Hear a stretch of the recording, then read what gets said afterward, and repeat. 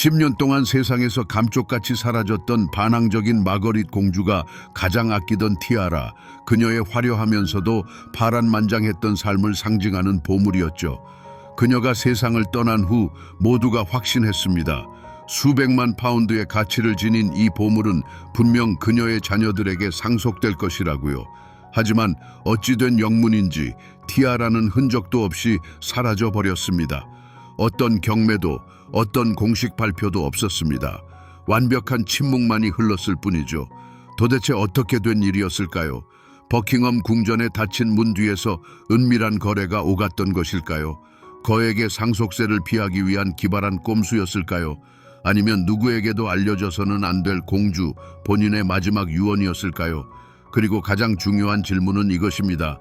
반항심과 파티의 열기로 가득했던 이 장신구가 수년이 지난 후 티 한 점 없이 완벽한 미래의 왕비 케이트 미들턴의 머리 위에서 빛나게 된 사연은 무엇일까요?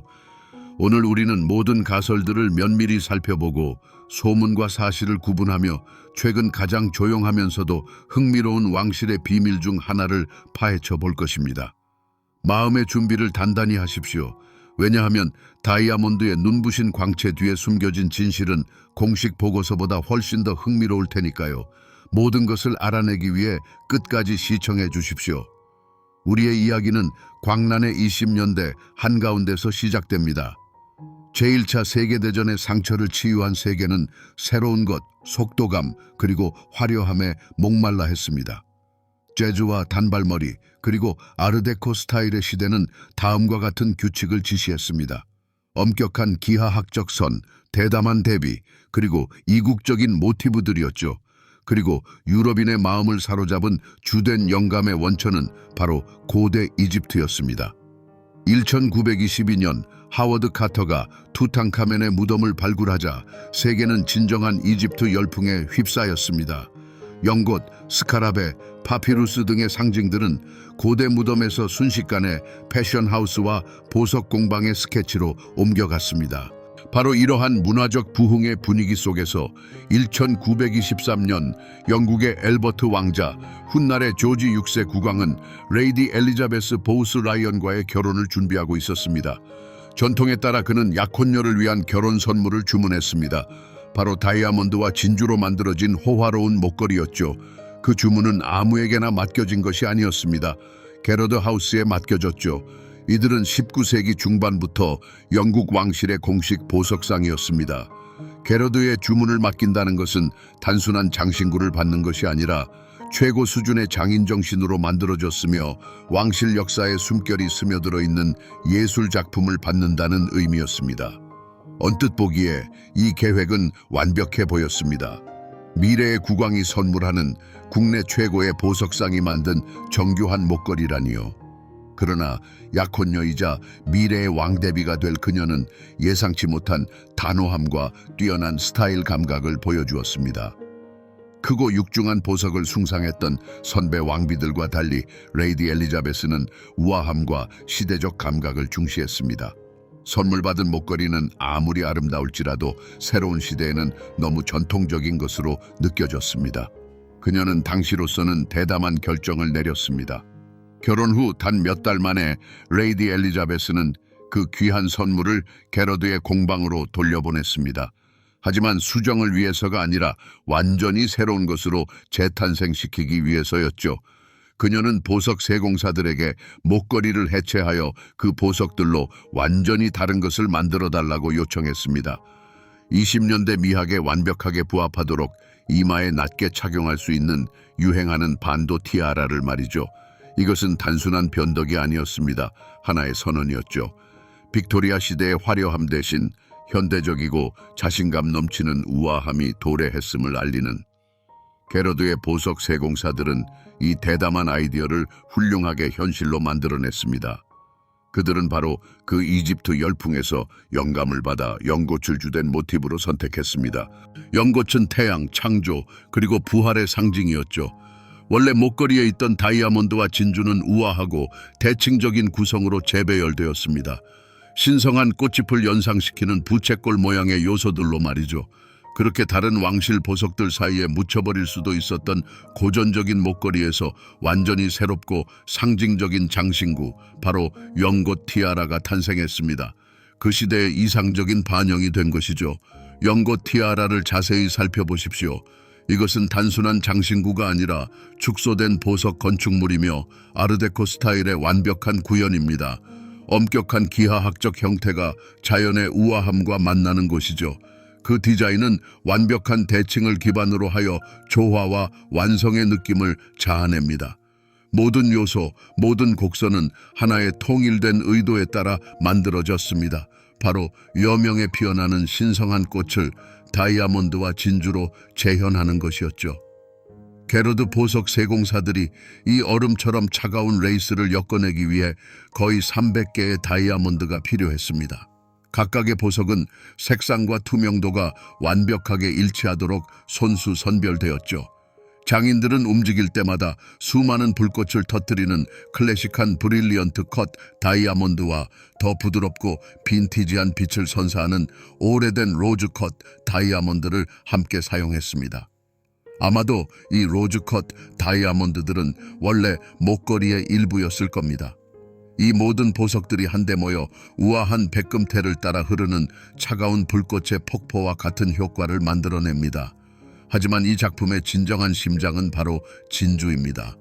부드러운 달빛처럼 빛나는 세 개의 커다란 천연 진주가 티아라의 의미론적, 시각적 중심 역할을 합니다. 가장 큰 진주는 중앙 장식을 장식하며 마치 꽃봉오리 위에 맺힌 귀한 이슬방울 같습니다.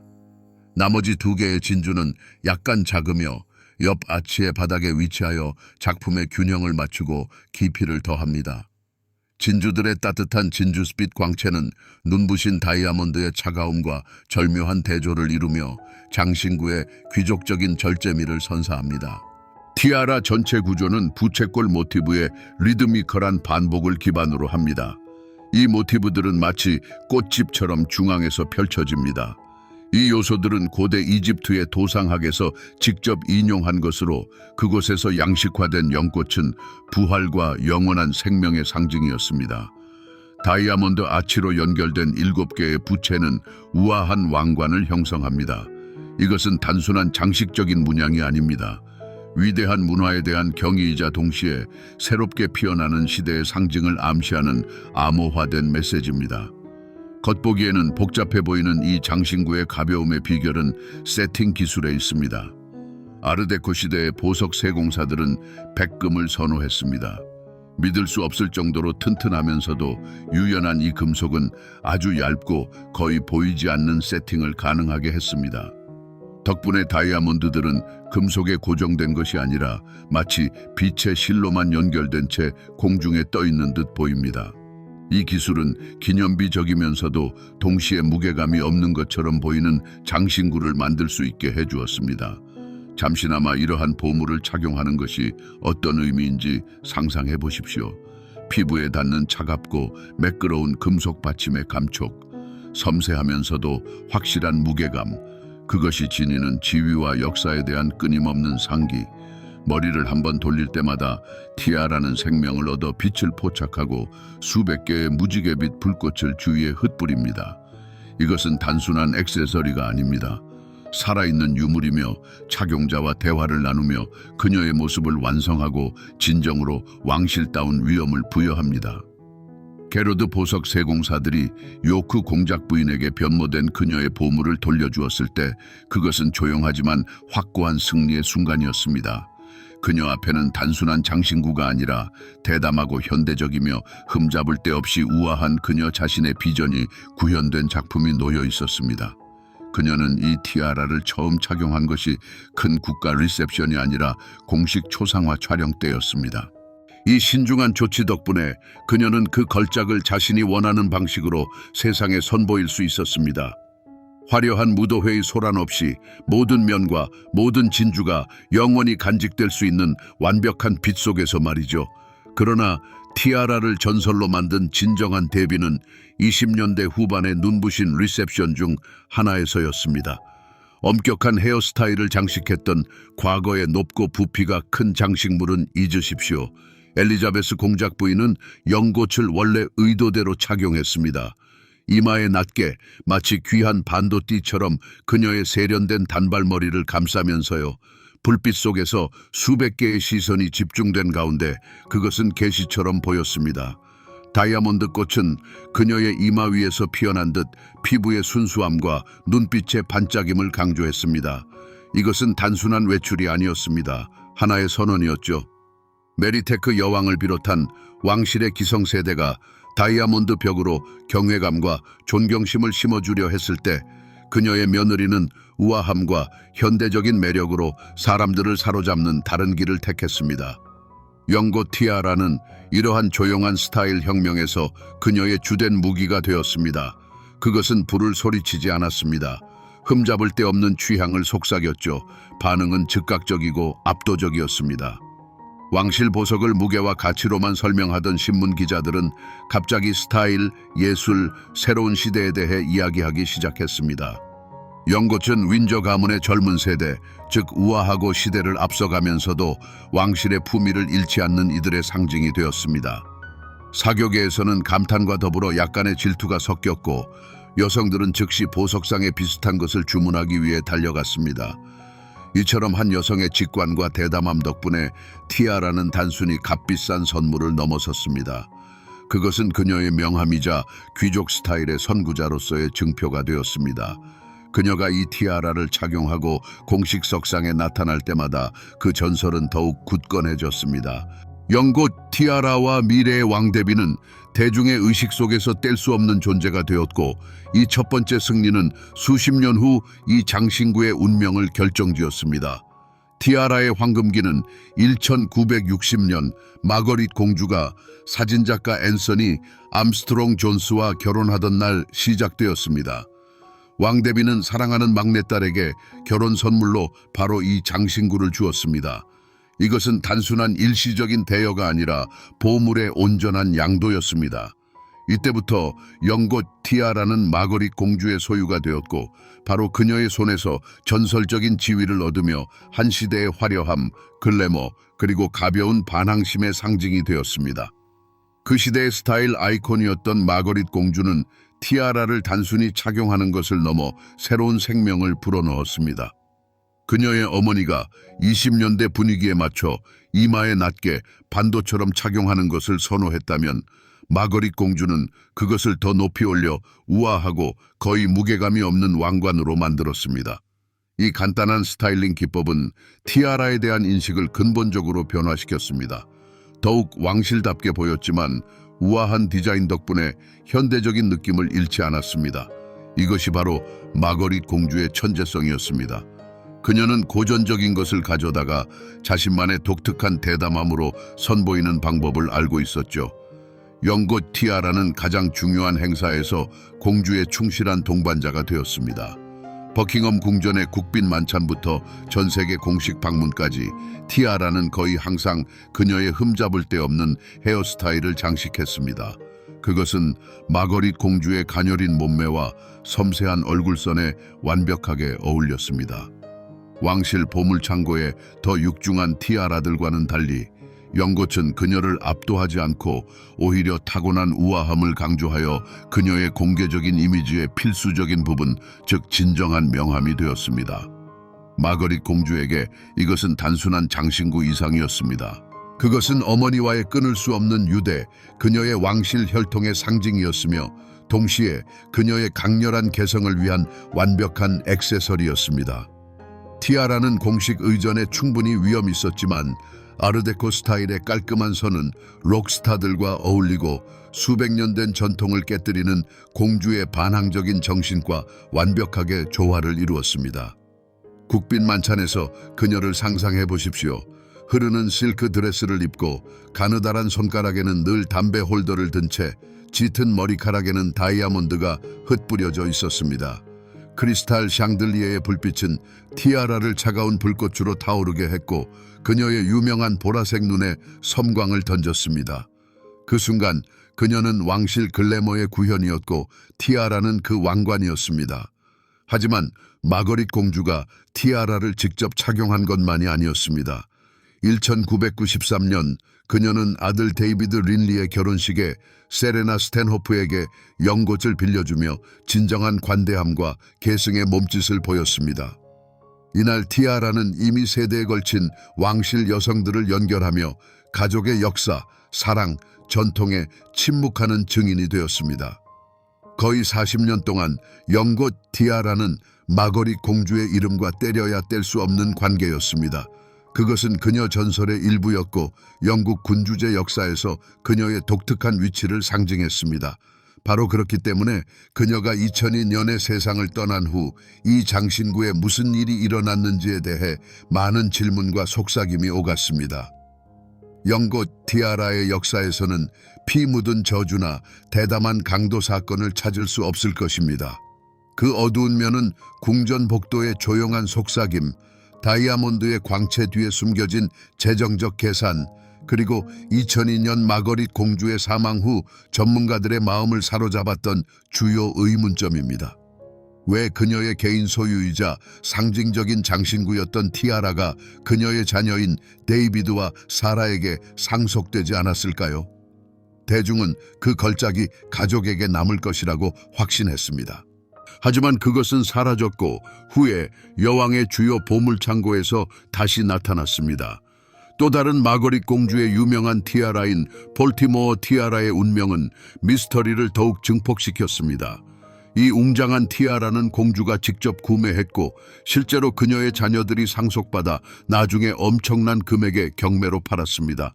이 판매 사실은 연꽃 티아라의 상황이 얼마나 이상한지를 더욱 강조했습니다. 한 상징적인 장신구가 팔렸다면 왜 그 못지않게 사랑받던 다른 장신구는 침묵 속에 왕실로 반납되었을까요? 이것은 수많은 소문과 이론을 낳았습니다. 생각보다 낭만은 없지만 가장 현실적인 가설은 바로 영국의 엄격한 세금 규정에서 비롯됩니다. 마거릿 공주는 상당한 유산을 남겼는데 당시 영국은 상속세가 최대 40%에 달했습니다. 이 세금을 납부하려면 자녀들은 유산의 상당 부분을 어쩌면 왕관 자체까지도 팔아야 했을지도 모릅니다. 그래서 나온 합리적인 추정은 이렇습니다. 국가적, 역사적 가치가 있는 왕관은 세금 대신 군주를 대리하는 국가에 양도되었다는 것입니다. 이는 어머니의 유산과 왕실 보물의 온전함을 모두 지키기 위한 냉철하고 실용적인 계산이었던 셈입니다. 궁정 전통에 더 가까운 또 다른 가설은 바로 왕대비나 마거릿 공주 본인의 뜻이었다는 것입니다. 아마도 이 장신구는 평생 소유하는 조건으로 증여되었지만 소유주가 사망하면 다시 왕실 주요 컬렉션으로 돌아오도록 한 것일 수 있습니다. 이는 역사적인 보물이 사유재산으로 사라지지 않게 하고 미래 세대에도 계속해서 군주제를 위해 봉사하도록 보장하는 흔한 관행입니다. 이를 뒷받침할 문서 증거는 없지만 이 가설은 왕실 보물의 존재 이유와 논리에 완벽하게 부합합니다. 그리고 이 진지한 추측들 사이에는 흥미롭고 매력적인 전설이 하나 있습니다. 스캔들이라기보다는 재미있는 비밀에 가깝습니다. 왕대비의 시동 레지널드 윌콕이 장난삼아 왕관을 써보았다는 이야기가 전해집니다. 이 작고 거의 가정적인 에피소드 또한 장신구의 은밀한 역사 중 일부입니다. 이는 엄격한 궁정 의전 뒤에 가려진 모습을 살짝 보여주며 가장 웅장한 보물조차도 신문에는 실리지 않는 인간적인 약점과 재미있는 순간들로 가득한 비공식적인 삶을 가지고 있음을 드러냅니다. 2002년 2월 9일 영국 군주제의 한 장이 막을 내렸습니다. 마거릿 공주가 세상을 떠난 것입니다. 그녀와 함께 독특한 스타일, 대담한 우아함, 그리고 그녀가 그토록 찬란하게 구현했던 왕실의 화려함이 가득했던 한 시대도 저물었습니다. 그리고 바로 그 순간 그녀가 사랑했던 연꽃 왕관은 홀로 남겨졌습니다. 40년 동안 주인과 한 몸처럼 여겨졌던 이 왕관의 미래는 이제 미지수가 되었습니다. 반항적인 공주의 보물이 어떻게 될지 온 세상은 숨죽이며 지켜보았습니다. 그때의 분위기는 고요한 긴장감으로 가득했습니다. 수세기 동안의 전통으로 운명이 정해진 다른 많은 왕실 장신구들과 달리 연꽃 왕관은 마거릿 공주의 개인 소유였습니다. 모든 법률에 따르면 이 왕관은 그녀의 자녀들에게 상속되어야 했습니다. 그러나 몇 주가 몇 달로 이어져도 왕관에 대한 언급은 전혀 없었습니다. 경매에 나오지도 않았고 공주의 딸인 레이디 사라 채택에서도 목격되지 않았습니다. 장신구는 그저 감쪽같이 사라져 버렸습니다.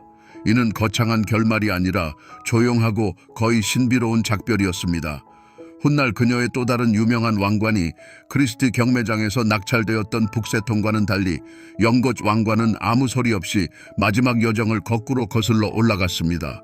공주의 개인 보석함에서 나와 그녀의 언니인 엘리자베스 2세 여왕의 보물창고, 즉 왕실의 주요 보관소로 돌아간 것입니다. 이 암묵적인 이동은 단독 소유 시대의 끝이자 왕실 소유물로서의 새로운 삶의 시작이었습니다. 거의 10년 동안 왕관은 망각 속에서 왕실 보관소의 벨벳 같은 어둠 속에서 지냈습니다. 세상에게는 존재하지 않는 것이나 마찬가지였습니다. 그 빛은 꺼졌고 그 역사는 마무리되어 기록 보관소에 들어간 듯 했습니다. 더 이상 마거릿 공주의 화려함을 상징하지도 않았고 그렇다고 새로운 무엇을 상징하지도 않았습니다. 그것은 침묵의 시간이었습니다. 장신구가 사격의 소식의 생생한 주인공에서 박물관 전시품으로 변모하여 다시 무대로 돌아와 완전히 새로운 장을 시작할 때를 인내심 있게 기다리는 시간이었습니다. 거의 10년의 침묵이 흘렀습니다. 연곶 왕관이 살아있는 전설에서 기록 보관소의 유물로 변모하는 데 걸린 10년이었습니다. 그러나 2013년 12월 버킹엄 궁전에서 열린 연례 외교 리셉션에서 왕실 역사 애호가들의 심장을 더 빠르게 뛰게 한 사건이 일어났습니다. 무도회장의 화려한 빛 속에서 젊은 케임브리지 공작 부인 케이트 미들턴이 나타났습니다. 그리고 그녀의 머리 위에는 마치 망각 속에서 부활한 듯 바로 그 연곶 왕관이 찬란하게 빛나고 있었습니다. 결혼 후 그녀가 왕관을 착용하고 공식 석상에 나선 것은 이번이 처음이었고 그 선택은 그야말로 세상을 놀라게 했습니다. 그야말로 화려한 귀환이었습니다. 순식간에 마거릿 공주의 유령 같았던 보물이 다시금 세상의 모든 시선을 사로잡았습니다. 하지만 이는 완전히 새로운 해석을 동반했습니다. 왕대비에게 이 왕관이 세련된 반도였고 마거릿 공주에게는 개인적인 화려함의 상징이었다면 케이트에게는 자신이 속하게 된 왕실 가족의 역사와 전통에 대한 깊은 존경의 표시가 되었습니다. 그녀는 마거릿 공주처럼 높이 왕관을 썼지만 전체적인 모습은 달랐습니다. 절제되고 우아하며 완벽하게 왕실다운 품격을 보여주었습니다. 이러한 변화는 실로 엄청난 것이었습니다. 수십 년간 밝고 반항적인 스타일, 아이콘과 연관되었던 왕관이 이제는 완벽한 의전 준수가 가장 큰 재능이었고 또 지금도 그러한 미래의 왕비의 머리를 장식하게 된 것입니다. 이것은 일종의 이미지 재부팅이었습니다. 개성 있는 개인 소유의 보물에서 왕조의 유물, 즉 연속성의 상징으로 탈바꿈한 것이지요. 바로 이 왕관을 선택함으로써 케이트는 단순히 아름다운 장신구를 착용한 것이 아니었습니다. 그녀는 보이지 않는 실로 역사와 연결되며 왕대비와 남편의 전설적인 고모 모두에게 경의를 표했습니다. 이 장신구에게는 영광의 절정이었습니다. 그 가치는 하늘 높은 줄 모르고 치솟았으며 이는 단순히 금전적인 의미가 아니었습니다. 왕관의 역사적 중요성은 몇 배나 증폭되었습니다. 이제 이 왕관은 두 명의 왕족이 착용했던 평범한 티아라가 아니었습니다. 20세기와 21세기 모나키의 세 가지 핵심 여성 인물, 즉 굳건했던 왕대비, 눈부셨던 마거릿 공주, 그리고 미래의 왕비 캐서린을 연결하는 왕관이 된 것입니다. 케이트가 연곶 왕관을 착용하고 공식 석상에 나설 때마다 특히 결혼 초 몇 년간은 이러한 새로운 위상을 더욱 공고히 했습니다. 이 왕관은 그녀가 왕실의 온전한 일원으로 성장하는 상징이 되었습니다. 세계 무대에서의 두 번째 탄생은 단순한 귀환이 아니었습니다. 그것은 성화였으며 아름다운 보석이 이제 새로운 세대의 군주들에 의해 그 역사가 쓰여질 무가치한 유물로 최종적으로 변모하는 과정이었습니다. 그렇다면 이 전설적인 보물은 오늘날 어디에 있을까요? 그 답은 간단하면서도 웅장합니다. 영국 왕관은 더 이상 누구의 개인 소유도 아닙니다. 엘리자베스 2세 여왕의 보물창고로 돌아간 후 이 왕관은 공식적으로 왕실 컬렉션의 일부가 되었습니다. 이는 군주 개인에게 속한 것이 아니라 왕실이라는 제도에 속한 예술품과 보석류의 소장품을 의미합니다. 다시 말해 이 왕관은 영원히 영국 군주제와 국가의 소유가 된 것입니다. 이를 팔거나 증여하거나 특정 왕실 가족 구성원에게 상속할 수 없습니다. 이제 그 수호자는 바로 영원 그 자체인 것입니다. 오늘날 장신구의 위상은 급격히 변했습니다. 우아한 액세서리였던 것이 비록 왕실의 것이라 할지라도 역사적 유물로 거듭난 것입니다. 우리가 웨일스 공주에게서 영국 왕관을 볼 때 그것이 그녀의 개인적인 보석이 아니라 현 국왕이 직접 승인한 주요 보물창고에서 빌려온 것이라는 점을 이해해야 합니다. 이러한 공식 석상에서의 착용은 대개 신중하게 계획된 제스처이며 연속성과 끊어지지 않는 세대 간의 연결을 상징합니다. 공식 리셉션이 없을 때 이 왕관은 버킹엄 궁전에 삼엄하게 경비되는 보관소에 다른 위대한 왕조의 유물들과 함께 보관됩니다. 이러한 보물을 돈으로 평가하려는 시도는 무의미합니다. 물론 그 물질적인 가치는 엄청납니다. 거의 300개에 달하는 최고 품질의 다이아몬드, 3개의 커다란 천연 진주, 플래티넘, 그리고 게러드 보석 장인의 뛰어난 솜씨가 어우러져 엄청난 재산을 이룹니다. 그러나 이것은 그 진정한 가치 중 극히 일부에 불과합니다. 이 가치에서 가장 중요한 요소는 출처, 즉 소유권 이력입니다. 생각해 보십시오. 미래의 왕비를 위해 만들어졌고 20세기 가장 화려한 공주의 상징이 되었으며 이제 21세기 미래의 여왕의 머리를 장식하고 있습니다. 이 사슬에 있는 각 이름은 그 가격에 보이지 않는 수백만 파운드의 가치를 더합니다. 이것은 단순한 왕관이 아니라 금속과 보석으로 구현된 실제 역사인 것입니다. 그 진정한 가치는 캐럿으로 측정되는 것이 아니라 수십 년에 걸친 왕실의 드라마, 승리, 그리고 우아함으로 측정됩니다. 그래서 우리는 처음 시작했던 질문으로 돌아갑니다. 왜 영국 왕관은 마거릿 공주의 상속인들에게 돌아가지 않았을까요? 이제 그 답은 명확합니다. 이 결정 뒤에는 가족 스캔들이나 비밀스러운 음모는 없었습니다. 그것은 유산을 보존하려는 냉철한 논리에 의해 좌우된 지혜롭고 선견지명 있는 행동이었습니다. 상속세 상환을 위한 실용적인 거래였든 혹은 암묵적인 반환 합의였든 결과는 하나입니다. 가장 위대한 보물은 개개인에게 속한 것이 아니라 역사에 속해야 한다는 것입니다. 왕관이 주요 보물창고로 돌아간 것은 가족에게는 상실이 아니라 영혼을 위한 획득이었던 셈입니다. 이 왕관은 보석이 곧 시대를 비추는 거울이자 소유자를 반영하는 거울임을 완벽하게 증명합니다. 미래의 왕대비 손에서는 새롭고 대담한 아르데코 미학의 선언이었고 마거릿 공주의 이마 위에서는 화려함과 세련된 반항심의 왕관으로 변모했습니다. 그리고 오늘날 웨일스 공주에게는 연속성, 전통에 대한 존중, 그리고 미래 여왕의 차분한 위엄을 상징하게 되었습니다. 같은 장신구이지만 세 가지 완전히 다른 해석과 세 명의 위대한 여성의 운명을 담고 있는 것입니다. 영국 왕관은 단순히 차가운 다이아몬드와 진주가 아닙니다. 그것은 한 세기 동안의 인간 역사가 물리적으로 구현된 것입니다. 그 면면에는 20년대 무도회의 반짝임, 가장 스타일리시한 공주의 담뱃대에서 피어오른 담배 연기, 그리고 새천년의 엄격한 의전 리셉션의 빛이 응결되어 있습니다.